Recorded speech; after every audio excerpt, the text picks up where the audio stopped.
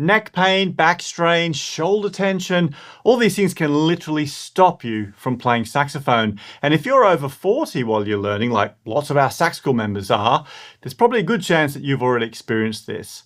So, Joel, here's the thing, right? Neck straps aren't the only way forward. In fact, I know, Joel, we'll talk about this in a second, but you haven't used a neck strap in over 15 years of pro sax playing. So not on gigs, not in the studio. In fact, I've never seen you with a neck strap around your neck ever.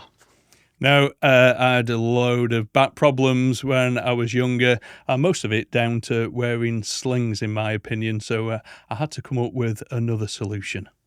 Well, I'm looking forward to digging into that today. And in fact, this episode's all about that. We're going to be talking about the best neck strap alternatives for saxophone players, especially if you've got issues with your neck or your shoulders or your back, or maybe if you just want to play a bit more comfortably.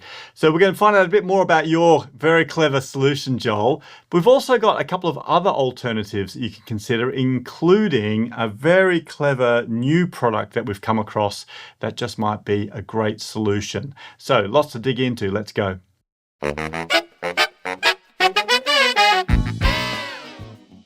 So Joel, this is a super hot topic amongst our members. We've got thousands of people learning with us at Sax School. All of them are 40, 50 plus. And it's surprising how often this conversation comes up, right? It is. It really is. It becomes a problem. Obviously, it's not natural to hang a massive lump of metal round your neck for hours and hours a day, and it can link to back problems. And obviously, at that age, sometimes you've already got existing problems, neck problems, back problems, hip problems, all sorts of problems that can affect playing the saxophone. So yeah, it really does come up quite a bit. Yeah, it does. And it's an important thing to solve because, hey, we don't want to get in the way of actually playing our saxophones. Now, I've been really lucky. I've been playing since I've been a kid, and I've never really had any issues with my neck or my shoulders. So I still use a neck strap, and even on a Barry Saxon, it doesn't really affect me. But I know for you, it's been a really big thing. And you and I have spoken quite a lot about the things that led you to changing away from a neck strap, but maybe that's the first thing we should dig into today. So what are the sort of things that you've experienced and that you see amongst our other members that lead to looking for an alternative from using a neck strap? Well, the big problem with neck straps, and I don't want to worry anybody with this, is obviously where they sit on the body. Our neck's not meant to take weight. Our shoulders are, and our frame is in general, but our neck, and particularly where the sax sling normally rests, which is about kind of C3, C4 in your vertebrae, it's actually one of the weakest parts of your spine, and we're hanging a giant lump of metal around it and wandering around and dancing around and doing all the stuff we do. So it's unsurprising that a lot of sax players end up with neck problems. And also, back problems are just very common to folk anyway, so if you've already got that, it can be exacerbated by playing a saxophone. And that's exactly what happened to me. I already had some kind of mild existing back problems probably before I started playing the saxophone, even at quite a young age. And I don't think people, especially back then, no one talked to you about it. No one, it was have a stiff brandy and get on with your life, not advice on posture and things like that. Is that what they did with you when you were a kid? Here, Joel. At age 10, have a stiff brandy and crack on. Oh yeah. Well, when I came up from pit, that's. Now we know. Now we know how your vodka reed solution feels so natural to you. Yeah, old habits die hard and all that. Yeah. But and you're not even a drinker. I'm not a drinker. Yeah, but just over time, just a mixture of maybe not kind of standing correctly when I was playing. Nothing terrible, but you dance around and lean on things and put your weight on one leg and try and look cool on stage and all these kind of things when you're a youngster, and then just I did a lot of practice, I did a lot of playing, and just over time my neck got worse and worse and worse, and actually what it resulted in for me is I actually ended up tearing one of the ligaments in my lower back, which is incredibly painful, and basically you can't do anything for about 3 months. And as a result of tearing one of the ligaments, I tore the other ligament because all the strain went on there. So suddenly I had a very weak lower back, made me prone to slip discs and stuff. And that has a knock-on effect up your back and into your neck and stuff like that. And eventually, like we were alluding to earlier, that pain-pleasure ratio of playing the saxophone versus the kind of pain it causes, pain was starting to win for me from that point of view. And I tried various other things, and we'll talk about this later. I moved over to harnesses, but we'll get into why that didn't work out a bit later down the thing. And eventually I had to come up with my own design to basically take the weight off.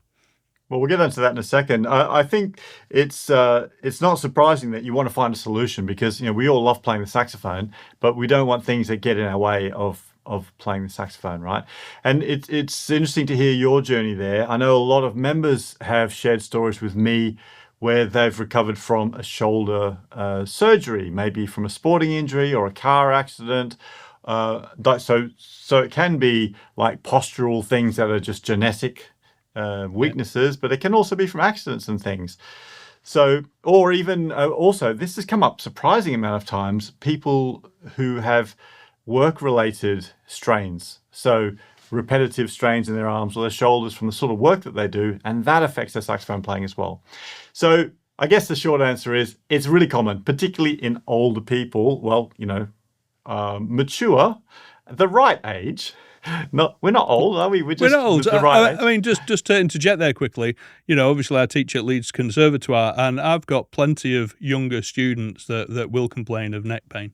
Is that right? Even like their 20s so or late teens? It's definitely not just the older class of sax player. It's just a side effect of playing the saxophone, particularly if you're maybe not as fit as you could be and your core's not as strong as it is. And some people just aren't built to hang things from the necks. Some people are a bit more delicate than others, I think. Maybe it's also a product in the younger generation of gaming and looking at mobile phones and all that sort of stuff. The really positive takeaway from all of this, though, is that these days, like you alluded to a second ago, there's more options on the market than just a neck strap. So we're going to talk about a few that we've discovered and experimented with. But before we do that, you came up with a really cool solution. I remember the first time I met you, actually, it was like I had to take a double take. What is that contraption you've got below your saxophone? Looks pretty cool, bit steampunky, but it definitely works. So tell us a bit about your sax spike and how it all sort of evolved. Well, like I said, I had all these kind of problems with my neck, and actually very briefly moved on to a sax harness. I thought that seemed like quite a good idea at the time. It took the majority of the weight off your neck, obviously, and onto the body. Unfortunately, it turns out that sax harnesses are even worse for you than slings in a certain way. And the problem with harnesses is, at least with a sling, you've got this freedom of movement. You can, if your body starts to feel uncomfortable, it'll naturally adjust into a kind of, you can move around a little bit, and that's very useful for the body to not get under tension.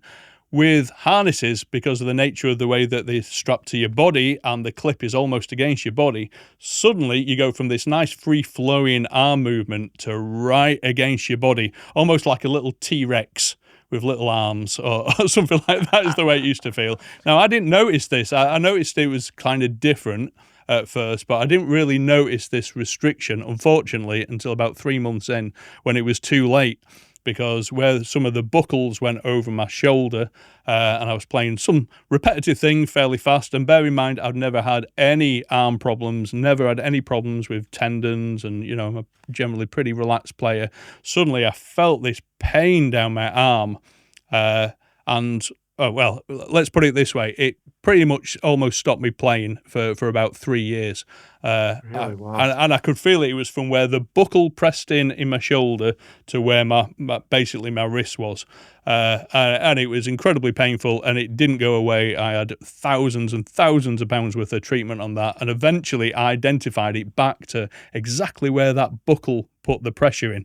So between this restriction and this kind of pressure point, that was being created with it, it ruined my arm as well. So now I had a bad back and a bad arm. So that pain-pleasure ratio, once again, was not doing very well. So it was like, right, it's looking like I'm going to have to find a new career, which I really didn't want to do for obvious reasons, or I'm going to have to do something about it myself. And I'm a believer in doing things about things yourself, when it comes to it, and when there's no other solutions. So I got together with a great friend of ours, Dave Walker at All Brass and Woodwind in Leeds, who's an amazing engineer. And we set to work trying to design something that basically took all the weight off the saxophone altogether. And what we ended up with was basically a long brass rod and a very kind of unique and bespoke clamp design that goes on to, what do you call that bit, Nigel, that connects the bell body bow. Yeah, the bow. You've right? kind of got like a ring that connects the kind of bell of your saxophone to the body of your saxophone. So basically what I've built something that links onto that, and then a stick goes onto that, and then there's a brace that goes around the bell to keep it from moving around. And it worked a treat. We had some problems initially with centre of balance, but a few kind of brazings and and solderings later, once we sorted out those problems, it turned out to be the perfect solution. The downside being that I had to stand up all the time, which isn't a downside from the point of view of posture, but it does make you stand out literally if you're playing in a big band, because you're the only one stood up. So a couple questions on that. So your spike then, is it adjustable in height, or did you set the height? Well, at the time and until fairly recently, it was absolutely static in height. So, that was mildly problematic. If I got a new pair of shoes, I'd have to kind of, anything like that. If I got a new pair of shoes, if I had to stand on a rake stage, sometimes so my way of adjusting that is I had basically like a walking stick foot on the bottom, like a non-slip foot, and I had like loads of washers inside there, so I could actually take some of those washers out and it'd kind of adjust it by a few millimeters or whatever I needed to do. So that was my maximum adjustment, though. That's all I could do without cutting a bit off it. So it was a bit restrictive in that way. It didn't really matter. The majority of my gigs I do stood up, and the ones that I wasn't supposed to do stood up, I did them stood up anyway. So I kind of got round it like that. But more recently, I've actually managed to change the bottom half of the stick to an adjustable carbon fibre one. So now I've got a lot more flexibility with it. But the ultimate design remains the same. It's still the same clamp system on the top half of it. I've just sawn the bottom off it and stuck an adjustable pole on it eventually when they became a bit cheaper. They used to be very expensive, but they were a bit cheaper. Gotcha. So you've leveled up. You're on version 2.0 now. Indeed. So does that mean, the other question I had for you, does that mean that you were unable to use a saxophone stand when you've got this contraption on your saxophone, or does it still go in a tall stand? It goes on the tall, so we talked about these in a previous podcast, the tall Hercules stands. So they're absolutely perfect for it. So I can leave it on, and I can just put it on the stand. You've got to have it fairly high. Well, I've got to have it as high as I'd hold it, so not too high. Gotcha. And I can stick it on that, and that works perfectly. So actually, it was great. I mean, the biggest downside, Nigel, I have to say, is I used to get people coming up to me after gigs and asking me about me playing and stuff like that, and now they just ask me about my stick. No one cares about what I do. They're just interested in the stick. In fact, I think there's a forum online all about my sax stick that I came across once. So there's all these people chatting about what the hell is this stick that this guy's playing with. Who's this guy with the sax stick? Oh, I know that guy. He's the sax stick guy. Something like that. Yeah, not the guy with the blistering technique and the amazing sound. No, the sax stick guy. No, sax stick. All right, cool. I just wanted to double back a little bit because you mentioned about the harnesses and your experience there, but I'm just curious, what style harness was it? Because there's quite a lot of different varieties of harnesses around, right?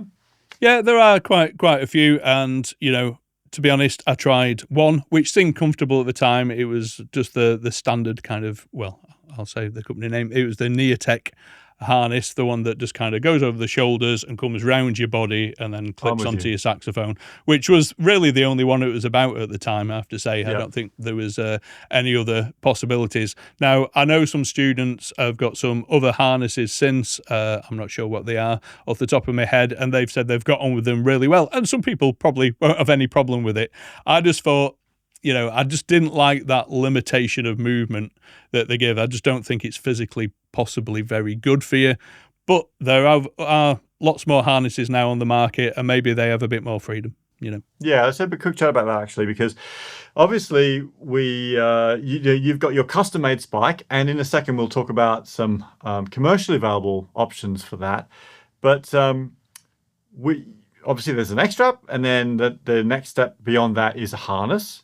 And by the way, I should just say, if anyone's interested, not that anyone asks me about my neck strap when they come and ask me after I've been playing, but I've had this for a number of years now. It's called the Seb Buller neck strap, the one that I use, which has got a very thick padding around the neck, and I don't know, it just feels very, very comfortable.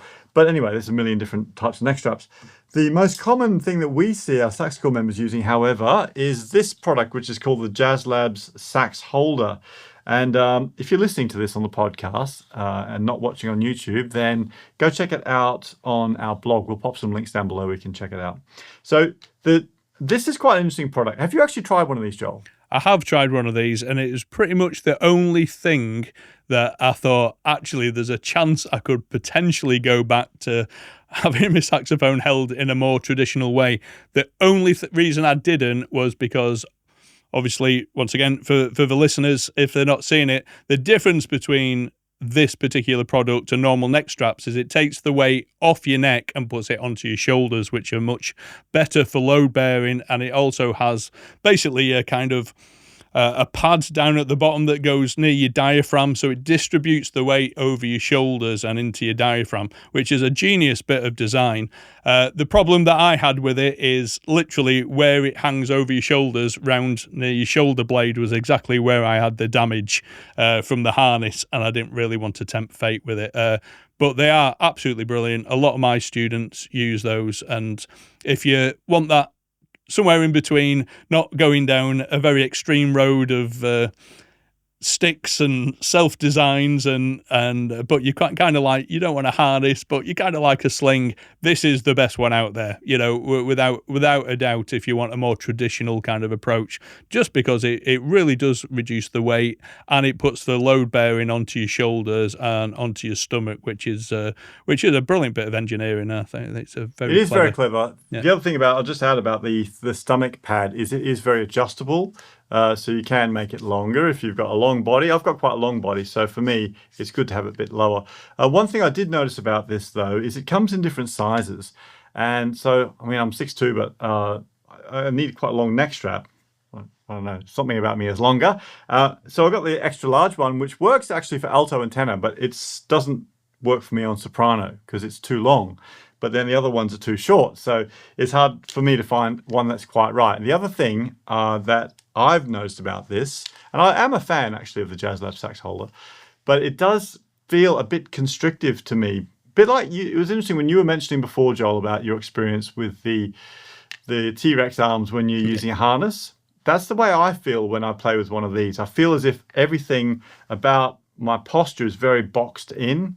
Yeah. And I haven't got a lot of flexibility. Yeah, no, there's some positives about that, but yeah, I do agree. It's in the middle of the two. It's not quite as restrictive as a harness from the freedom of movement, but it's definitely not as freeing as a normal sling.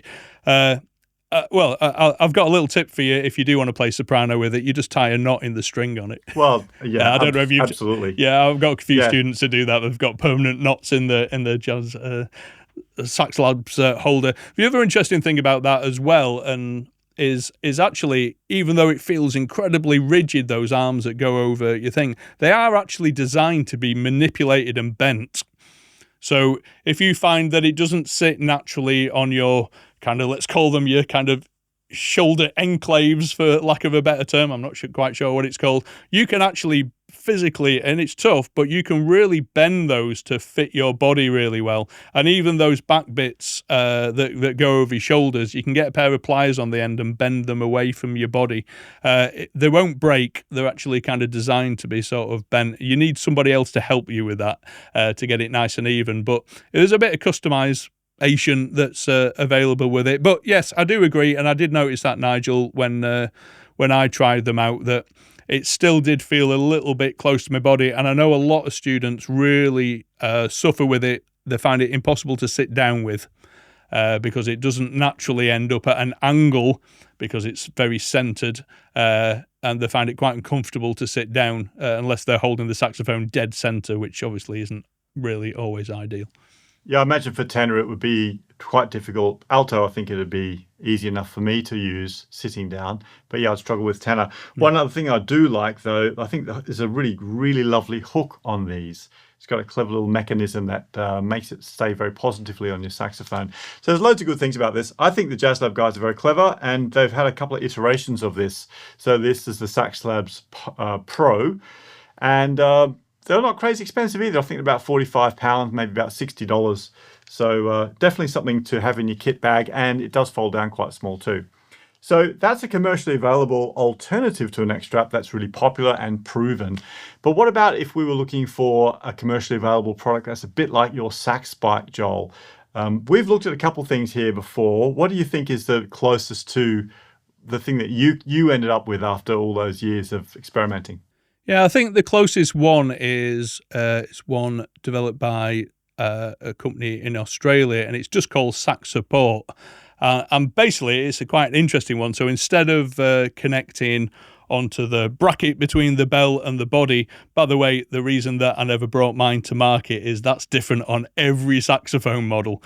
So to actually get that clamp right, I'd have to make thousands of different designs of the clamps, unfortunately. Otherwise, I'd be a millionaire. But there you go.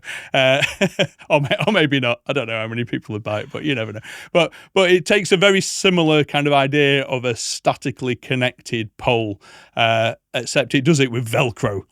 So you basically have this piece of Velcro that you stick to your saxophone, and we tested this, didn't we, Nigel? We were a bit scared about sticking Velcro, but it's specially designed so it doesn't destroy your lacquer or anything like that if you want to take it off, and it worked quite well in our testing from that point of view. So basically, it goes on.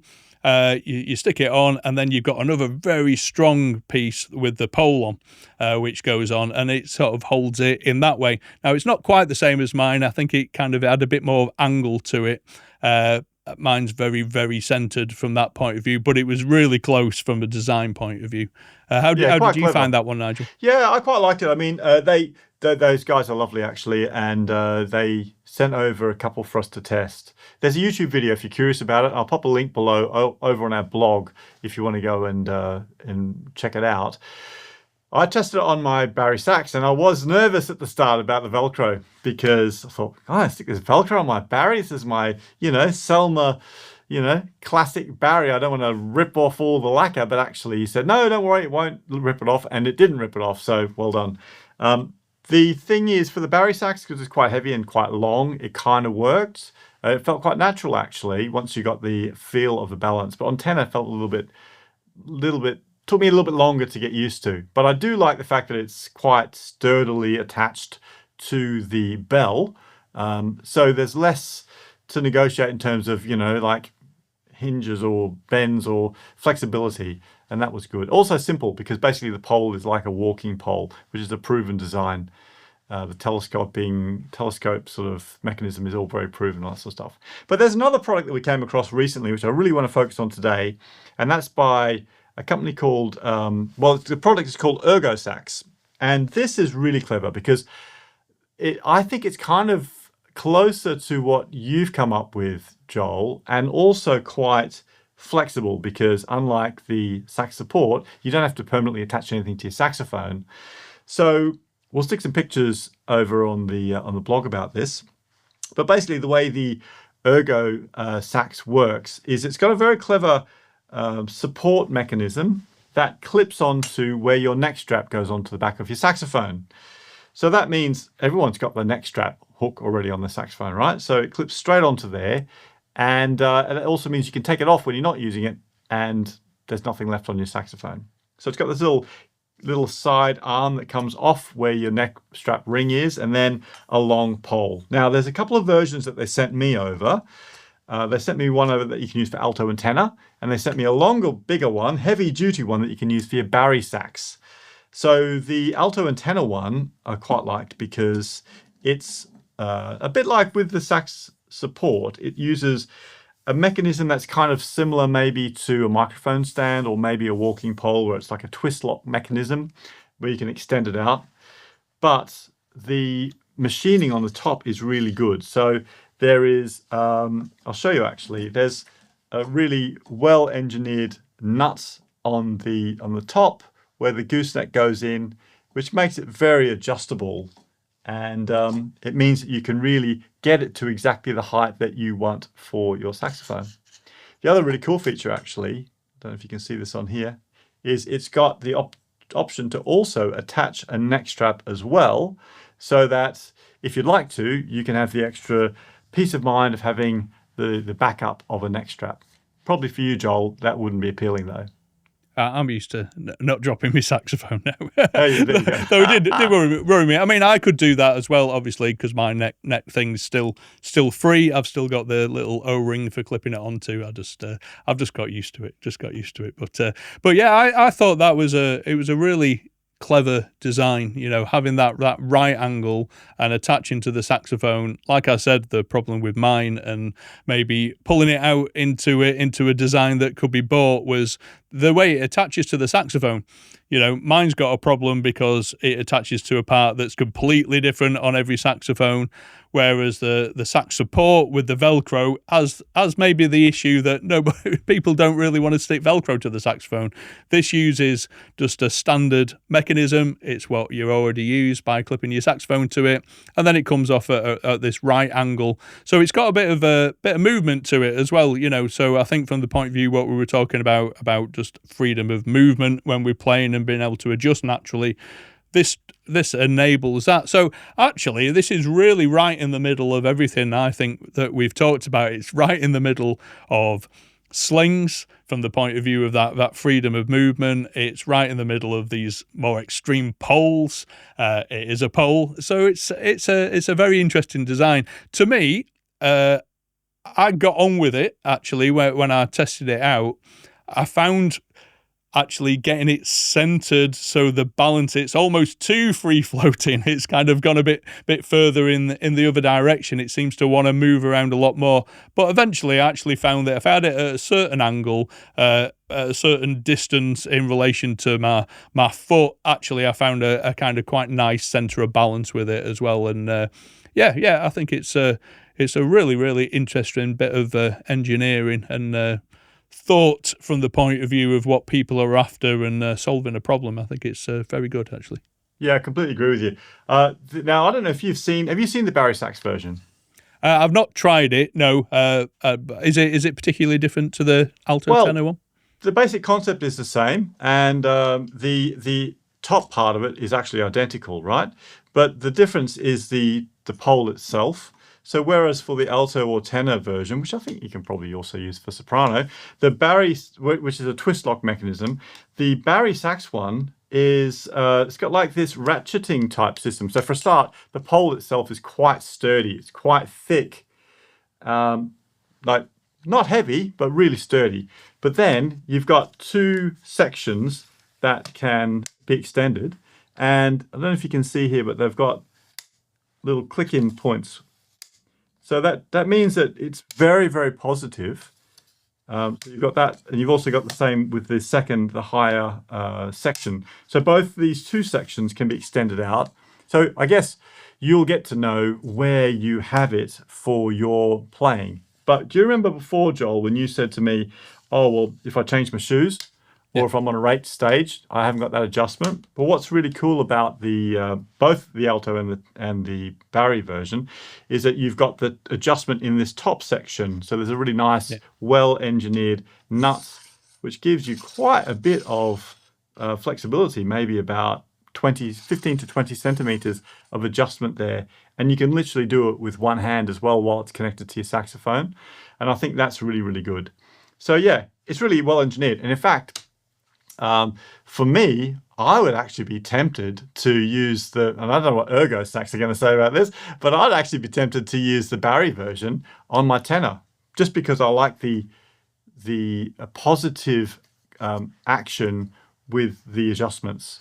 So in terms of price, I'm not sure what they are in the US, but in the UK and in Europe, they're around about £150 or 150 euros for the alto tenor version, and about £170 or 170 euros-ish for the Barisax version. So significantly more money than a neck strap, but I guess it could be a piece of kit that stays with you for a long time. Cheaper than 3 back appointments, so. is what I'd say. I spend that every 2 months just on There my you go. back. So There you go. So definitely cheaper than that. Now, okay, so there's lots of positives about this. Couple of negatives. I found it a little bit fiddly with the twist mechanism to get the alto tenor one to the right height for me. So that's the first thing. And maybe that's just a teething problem. And I've only spent a few hours with it really, practicing.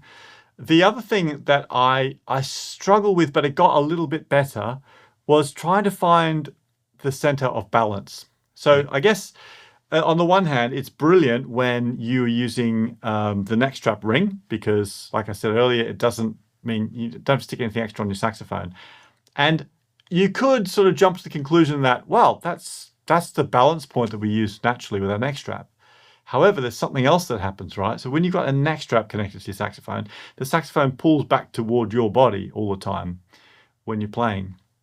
When I've got this attached though, the sax feels like it's going to fall away from me all the time. And at the start, I was falling into some really bad habits. If you were teaching me, Joel, in the same room, you'd be noticing my shoulders were going up, or I feel like I'm having to grip the saxophone with my teeth, which is always bad, right? Always. So what I ended up doing is experimenting with the angle of the stand, the pole part, so that it was on an angle sort of back closer toward me. And that seemed to feel a bit more comfortable. I could get a better balance.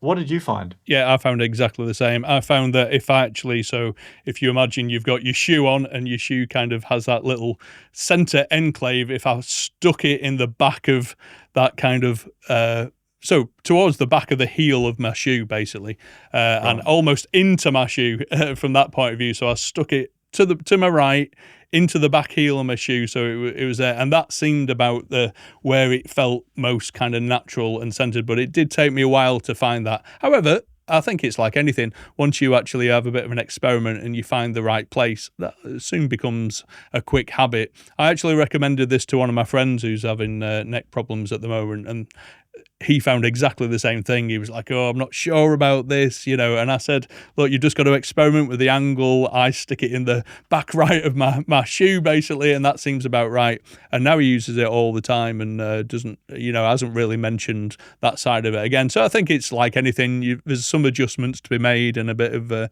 getting used to it that needs to happen. But I think overall, if you've got back problems, it's a lot better than back problems. You've just got to make sure you find it. The one thing I found not that useful with it is I don't find it very. I found it really hard to find a good center of balance when I was sat down. I don't know if you found that. Yeah, I struggled to find a way to do it sat down. Now on their website, they've got loads of great information, videos to show you how you can use it sat down. Didn't feel very natural to me, but maybe I just need to spend more time with it. But I will say that I was practicing for a few hours with this, and at the start, all those issues I was telling you about with my shoulders and my mouth and stuff it was stopping me from being really fluid with my playing. But by the end of the practice session, I actually was pushing myself, working on some really hard technical things, fast technical things, and I could actually get around everything. Felt really comfy. So, like anything, I suppose it's going to take a while to adjust, but even in the short few hours that I've used it, I pretty quickly made a lot of improvement. Felt more comfortable with it. So yeah, definitely something to consider. So that's the ErgoSax. Now, who do you think should be looking at this then, Joel? Who in our members would you recommend this sort of product to? Well, I think at the end of the day, we've got a couple of good options now. If you're just finding that you're getting neck problems in general, but generally you're all right in your back, then I think the Sax Labs Holder is probably a good idea. However, if you're also, and a lot of people have kind of shoulder problems and just general back problems and postural problems, stuff like that, then I think this is probably one of the best things out there if you're happy to stand when you're playing. And then we'll talk about our final one in a minute, for people that maybe don't have the luxury of being able to stand. But yeah, I think just generally, if you've got back problems and you're looking for a solution that takes all the weight off your body, then this is probably the best one out there at the moment. Yeah, I agree, actually. It's the best one but both of us have seen, and not crazy expensive. The final thing, though, the final option to consider is the sax seat. Now, we did a video on this. I was just thinking it was actually a few years ago. It might have even been... Yeah, about 4 years ago, yeah. 3 or 4 years ago. They very kindly sent me one over. They sent you one over to check out as well. A clever product. I'm not sure if it's still available. It was a Kickstarter, and this is a whole seat system, really, where you've got a seat and a holder that you stick your saxophone on. There were a lot of things I really liked about it, but it's quite big, it's quite heavy, and it's also quite expensive, 250 plus pounds, I think it was. What was your experience with it, Joel?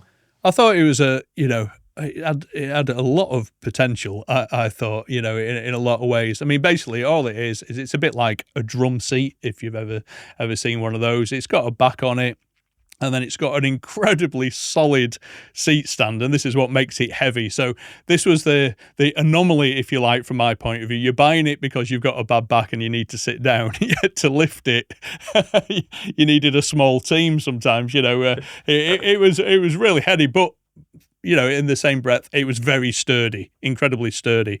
And then basically it had this kind of almost kind of threaded seat stand on it, and you had another metal arm that clamped to that very, very securely, and then basically a really neat little leather cup.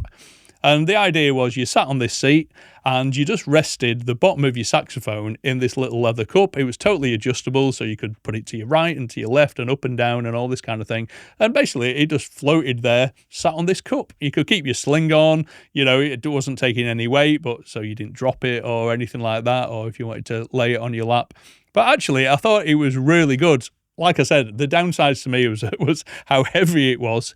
And unfortunately, which I think was a really big missed opportunity, the seat itself was incredibly uncomfortable. I actually ended up taking the clamp that supports the saxophone off and actually just clamping it to the wooden chair that I'm sat on now, in fact, and it worked quite well on that. I also bought another kind of stool that was more comfortable and tried to clamp it to that. The clamp was a little bit picky about what it clamped to. There was a very specific design on the original one that helped it adhere to it very well, let's say. So I had some problems with that. And last time I spoke to the company, they were thinking about just actually doing it as a standalone stand, if you like, with this little cup. So you could use your own chair, but still have this little cup, which I thought was a great idea. And then I've not really heard much about it. And so I'm not sure what happened with it.